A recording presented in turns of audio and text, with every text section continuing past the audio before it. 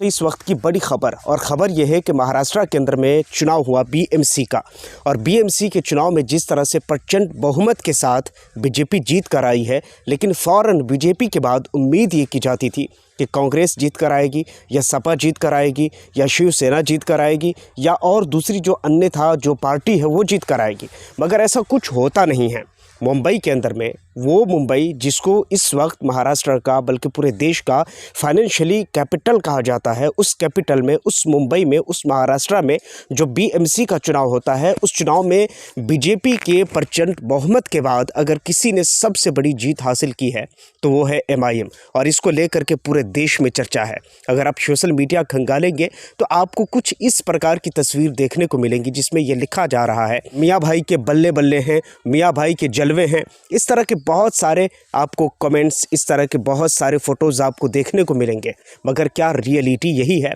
तो आइए इन तमाम बातों को हम अच्छे से एक्सप्लेन करते हैं। सबसे पहली बात यह है कि बीएमसी का चुनाव हुआ, इससे पहले विधानसभा का चुनाव हुआ, उससे पहले लोकसभा का चुनाव हुआ। ये सारे चुनावों को अगर आप अपने जहन में रखें, अपने माथों में रखें, अपने दिमाग में रखें और एक सवाल सोचने की कोशिश करें, मुस्लिम पॉपुलेशन दूसरी सबसे बड़ी पॉपुलेशन है, यानी भारत के अंदर सबसे बड़ी आबादी हिंदू की है, दूसरी आबादी मुस्लिम की है। इसमें कोई शक नहीं है कि मुस्लिम एक ऐसी जाति और धर्म है भारत के अंदर में जिसके सर से राजनीति का दरिया बहता है, जिसके सर से लोकसभा, राज्यसभा, विधानसभा, जो लोकल चुनाव हो या नेशनल चुनाव हो, इन तमाम चुनावों का एक जो दरिया और लहर बहता है ये मुस्लिमों के सर से कहीं ना कहीं बहता है। ये सारी चीज़ तो कंफर्म हो गई है। हालांकि आपने देखा होगा मुस्लिम शब्द का, अब ये चीज़ आप मेरे कहने से शायद कुछ मतभेद कर सकते हैं, मगर आपको मैं प्रूफ के तौर पर बता दूं कि सबसे बड़ी पार्टी इस वक्त भारत की भारतीय जनता पार्टी,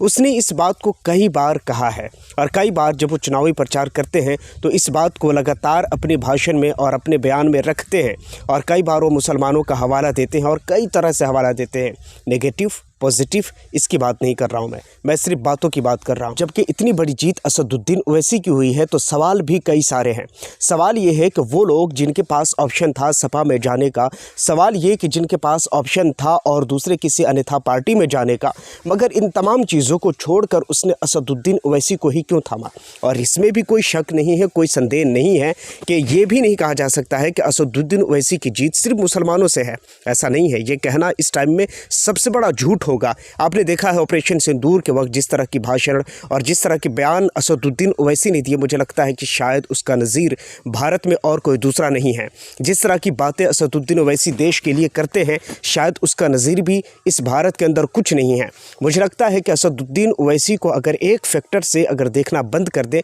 तो इस भारत के सबसे बड़े देशभक्त और भारत के सबसे बड़े नेता अगर कोई माने जाएंगे तो वो असदुद्दीन ओवैसी है, और वो है मुस्लिम। अगर इस फैक्टर से अगर उसे देखना बंद करें तो मुझे लगता है कि असदुद्दीन ओवैसी ये वो आदमी है जिसने हर जगह पर अपना लोहा मनवा लिया है लोगों से, और कहीं ना कहीं जिस तरह बिहार में उनकी प्रचंड जीत हुई है, जिस तरह से उसका लेवल है, उस हिसाब से उसने अपने लेवल के हिसाब से कांग्रेस तक को पछाड़ा है, जो कि नेशनल पार्टी मानी जाती है, लेकिन कांग्रेस तक के पछाड़ा है असदुद्दीन ओवैसी ने। उसी के साथ पूरे महाराष्ट्र के अंदर में जिस तरह से चुनाव के रिजल्ट आए हैं बीएमसी के, माना जा रहा था कि असदुद्दीन ओवैसी बहुत हद तक पिछड़ जाएंगे, लेकिन सवाल ये पैदा होता है क्या इस टाइम में दलितों का विश्वास भी इन पार्टियों से टूटा है? कई सारे सवाल ऐसे हैं जो हमारे और आपके मन में होगा। बात यह सिर्फ हिंदू और मुस्लिम की नहीं है। अगर आपने देखा है तो कई सारे सवाल और कई ऐसे मुद्दे हैं जो माने जाते हैं, और असदुद्दीन ओवैसी की पार्टी से अगर तुलना की जाए तो हम नहीं बल्कि ये